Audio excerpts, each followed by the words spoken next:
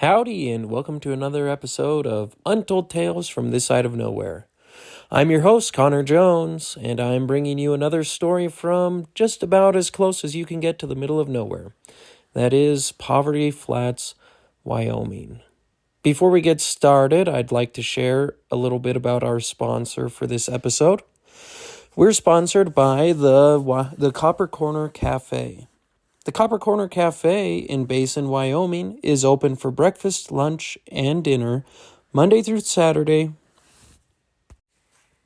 We are sponsored by the Copper Corner Cafe. The Copper Corner Cafe in Basin, Wyoming is open for breakfast, lunch, and dinner Friday and Saturday from 7 a.m. to 7 p.m. Monday through Thursday, the Copper Corner is open for breakfast and lunch from 7 a.m. to 1:30 p.m. Stop by and try any of their delicious menu items, featuring homemade bread for all sandwiches, and of course, their famous pie for dessert. Speaking of pie, some of their peanut butter cream pie sounds really good right now. You should definitely stop by. Breakfast is served all day, so come on in to the Copper Corner Cafe. We're also sponsored by the Wyoming Welcome Program.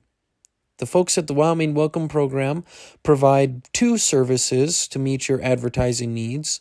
They do table talk brochures, which are placed on restaurant tables in Cody and Powell. And these brochures feature jokes, facts about Wyoming, and the month's holidays. In addition to this information, they include advertisements from local businesses. The Wyoming Welcome Program also distributes Wyoming Welcome baskets to new move-ins to Park County and the surrounding area. These baskets are full of promotional items, coupons, and advertisements from local businesses. If you're interested in either of Wyoming Welcome Program's services, please contact them at Haley J, that's HALEYJ, at wyomingwelcome.com. And now, the podcast. The birds are just going crazy this morning, and I think everyone on Earth is outside getting in on the activity. It's just nice to have more daylight and to have a little warmer weather, and it is springtime. My boys have been out digging holes in my garden, and Ruben's actually getting quite good at shoveling. There's a hole out there that's probably, 2 feet deep right now. So I'm going to have to go fill that in before I plant the rest of the garden. But, boys will be boys. And that's what this story kind of covers. But this one is called If You Give a Boy a Knife. So here goes. Among the great moments in the life of any young person, the day you are presented with a knife is one of the greatest. It ranks up there with the first rifle and the first car. But in my experience, the knife comes first and will therefore forever hold a special place in my heart. Why it is that parents entrust their children with a sharp metal object that holds endless potential for destruction of property and threat to life and limb is beyond me. But then again, I would have given up nearly any piece of property, and even a few lives and limbs, as long as they were not my own, to get my first pocket knife when the time came. On Poverty Flats, I'm pretty sure the age at which kids received their firsts, knives, rifles, and cars, was determined by some kind of parent conspiracy. You see, in a place where everyone is closely related and everybody knows everybody, there has to be some kind of a consensus among parents, or there will be a mutiny among children. For example, if Bobby receives a knife at age 6 and all of his cousins know he has one, the whole world will know Bobby has a knife within 24 hours of his receiving it. Then they will automatically assume they ought to have knives too. The parents of Bobby's cousins will then be faced with a dilemma. Of course, they don't think their children are responsible enough to have pocket knives, And they can't imagine why Bobby's parents think he's responsible enough to have one. But in the eyes of a kid, those excuses rank about as low as the old, "They don't sell knives at the store anymore." It should be mentioned here that all of those excuses are in fact valid to parents, because it is entirely true that their children and Bobby aren't responsible enough to own pocket knives. And after the trouble Bobby's gotten into with his, no store in the surrounding area will sell a knife that is intended for anyone remotely related to Bobby. So what do parents do? They resort to an appeal to something concrete with which it is almost impossible for kids to argue against: the age card. "Mom," the child says, "Bobby's parents bought him a knife. Why can't I have a pocket knife?" "How old is Bobby?" the mother asks, busily chopping vegetables with a rather large, very sharp knife. "He's 8, the child replies. Says the mother, trying to hide her relief. "So can I have a pocket knife?" "How old are you?" 7. "You're not old enough." And thus the age card is flicked deftly in the face of the hopeful youth. "But Mom," the child whines, "I want it. I want a pocket knife." "You're not old enough," Mom repeats, chopping away. "You'll cut your finger off and we'll have to go to the ER. Ouch!" As if to illustrate her point, Mom suddenly discovers that she has missed the vegetable and cut her finger. "Mom, are you all right?" says the concerned child as he watches his mother run water over the cut. "Yes, I'm fine," Mom huffs. "Can you find the first aid kit?" So the age card presents the best line of defense against knife ownership. No child can argue with the age card. Levels of perceived responsibility are debatable, but age is not. No matter how badly a child wants to be 8, they are stuck being a measly 7 years old for 365 days, and no amount of pleading or whining can change that. The only downfall to the age card is that no parent can argue with it when a child reaches the predetermined age. This is why the parents of Poverty Flats set unwritten age limits for the possession of pocket knives, BB guns, and the like. For us, 8 years old was the magic number. Once a young man or woman reached 8 years old, they were then eligible to receive the first pocket knife. Girls weren't quite as excited to receive the pocket knife, perhaps, but there were exceptions to the rule. My sisters were excited in their turns to receive their first knives, but Fred and I were ecstatic. I'll never forget that first knife. It was a folding knife with a black plastic handle. Circular holes of different sizes were cut in the grip, so that even when the knife was folded, you could see the silver of the blade. Fred and I both received our first knife on our 8th birthday, and it was the most Fred and I both received our first knife on our 8th birthday, and it was the most momentous gift, I'm sure. That knife immediately elevated our status from mere kids to, well, kids with knives. There's a big difference, in case you're wondering. Of course, all parents immediately follow the presentation of a knife with the knife safety talk. "Now, make sure you are very careful with this knife," Dad says. "Owning a knife is a big responsibility. Hey, don't lick the blade." No one is seriously injured during the first few minutes, and Dad manages to explain the concept of a blood circle, opening and closing the knife safely, and the vital importance of keeping track of your knife. Since losing the first knife is a rite of passage, most kids disregard this admonition after the first week. I'm proud to report I managed to lose my own knife after 2 days, which is quite the accomplishment, considering I slept with, ate with, and occasionally bathed with the knife during that first 48-hour period, but only when my mother wasn't around to tell me I couldn't take my knife in the bathtub. Of course, I was devastated when the knife went missing. "Mom," I cried, "I can't find my knife." "Really?" Mom asked. At that point in my mental and social development, I failed to detect feigned surprise in my mother's response.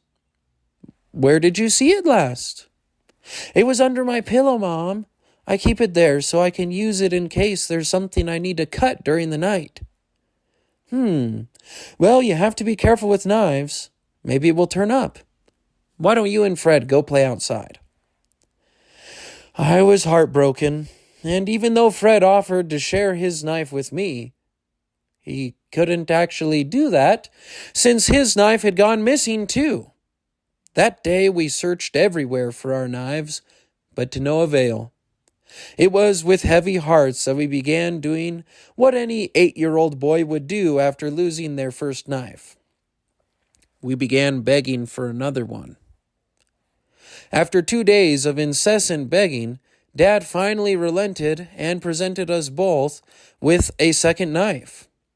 "Gee, Dad, thanks so much. It's even the same kind as the knife I lost." "Yeah, how about that?" Dad says. "Must be a pretty common knife design." In Cub Scouts, our den leader was careful to instruct us in knife safety. "Never cut towards yourself," the den leader would tell us as we sat with our knives securely placed on the table in front of us. "We always make cuts away from ourselves, like this," the den leader said, demonstrated by shaving little curls of wood off a stick, each stroke directed away from himself. "Cool," Fred said enthusiastically. "Can we try?" "Oh, maybe in a minute," the den leader said. "Let's practice passing a knife from one person to another. Oh, just leave it closed for now, Al. We can practice this with the knife closed." Yes, in Cub Scouts, we learned about handling a knife safely. They taught us to say thank you when accepting the knife from another person, not just to establish your manners and hopefully your maturity, but to let the other person know you had control of the knife and it was safe for them to let go. I guess good manners indicate you're mature enough to handle the knife. Though as an adult, I don't know if this would fool me anymore, and I might be inclined to hold on to the knife a little longer, rather than passing it off to an 8-year-old. I'm sure us boys would have appreciated Cub Scout knife safety a little more if we had gotten around to actually opening our knives. But you can't have everything, I suppose. When we were finally old enough to enter Boy Scouts, knife usage was a little more relaxed, you might say. That doesn't mean our Scoutmaster Eli Lyman didn't instruct us in knife safety. Oh no, we learned a lot from Eli about knife handling. "All right, boys," Eli said as we sat in a circle whittling. "Let's talk a little about knife safety. First, don't cut toward yourself. Always cut toward your friends. You can't replace yourself, but you can always find more friends." "Eli," Marty said, pausing in his quest to reduce his log of firewood to a mere toothpick. "In Cub Scouts, they always taught us not to cut toward anybody." "Well, that's not bad advice, but sometimes it just ain't possible. Take, for example, if you're sitting in a pickup truck driving down a bumpy mountain road and you need to cut something. How are you supposed to make a cut that ain't toward anybody? It's important to just be careful." We all nodded at Eli's sage words. He always had a way with words, Eli. "I always establish my blood circle, though," Eli said. "You just hold your knife by the blade so's the handle's pointing out, and you move it around in a circle, like this."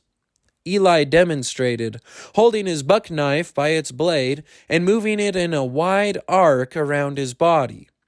"If you hit something or somebody with the knife, Then they're in your blood circle and best get out of the way if they don't want to get cut. We all nodded again. It's hard to argue with mountain man logic. In spite of the efforts of parents and other trusted adults, all young knife owners must cut themselves at least once, but the majority of knife owners don't stop there. I remember going to the grocery store with my mother once, and as we were checking out, I was loading bagged groceries. I remember going to the grocery store with my mother once, and as we were checking out, I was loading bagged groceries back into the cart. The cashier noticed the Band-Aids that were scattered across the majority of the digits on my hands and asked, "When did you get your knife?" Even older, more responsible knife owners will nick themselves from time to time. In fact, one Christmas, us Jones boys all received a knife at our family's Christmas Eve celebration. This included Fred and I, as well as Aunt Janet's boys, Nick and Billy, and Uncle Greg's sons, Jim and Rockwell. Upon seeing us open the knives, Grandma Jones enjoined us to be careful. Mom added, "Yes, in fact, just put the knives away for now." I was pretty disappointed by Mom's request, especially since I was already testing my knife's sharpness on the hair of my left forearm, and was satisfied that it was indeed quite sharp. A good sharp knife will effectively shave off most of your arm hair.